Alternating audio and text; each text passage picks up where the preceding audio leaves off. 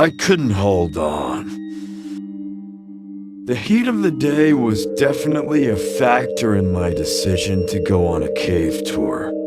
I was a bit hungover, but not as much as my comatose friends back at the hotel.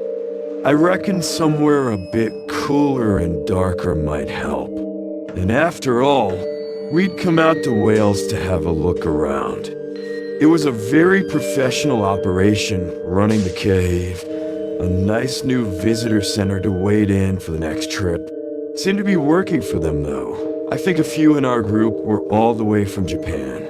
Eventually our guide turned up to take everyone waiting on the tour. James, he said his name was. My first impression was of a bored uni student working through the holidays.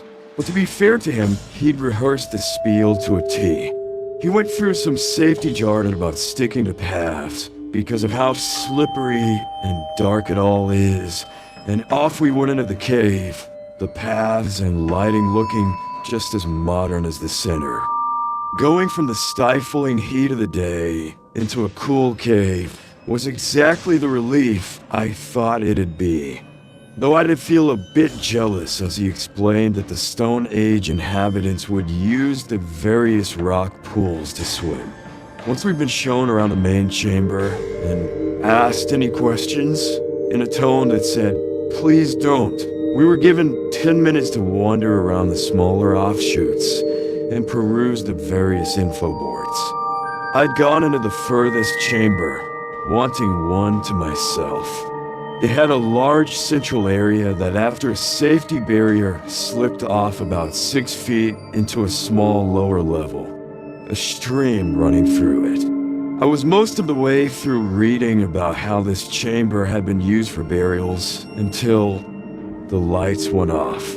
It was so devoid of light, it felt as though the darkness was something physical that I might walk into. I couldn't see anything at all, just the odd drop of water. I started retracing my steps when I heard someone else running in a panic. I'd only managed to croak a warning when she ran right into me and slipped. I just managed to keep my balance off the path now and grab her, but she couldn't seem to get up. I realized she was sliding down the bank and managed to get her hand, but between my sweaty hands and the slimy cave floor, it was a losing battle. She was crying and clearly in a hell of a panic. "You're pulling me," I told her, but she couldn't say anything. I felt myself slipping, and I'm ashamed to say I had to pry her hand off mine. I winced at the sound of her tumbling down the bank and assured her I'd be back with help. Her sobs behind me, I noticed a green emergency light in the distance. Combined with my phone's flash that did little more than reveal my feet, I made my way back. After a brief flicker, the lights came back on, and as I rounded the corner, the rest of the group all stared at me, confused by my panting and disheveled appearance. "Help! Someone slipped over the burial bit. Needs help." James seemed to count our group, then grinned slightly. "I think you might be a bit late for that." He motioned for us to follow into the chamber. "Yes, as our comedian friend here has just spoiled for you all, this is the burial chamber, one of the most recently used parts of the cave. Back in the Stone Age, this would have been the local cemetery, until an accident that seems to have coincided with the end of human activity here. If you look down the bank, you'll see what we think might have done it."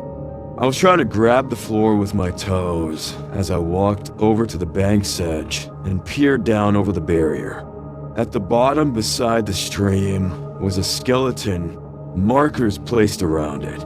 The young woman James explained archaeologists have found she broke her leg in the fall and couldn't get back up, dating back 11,000 years.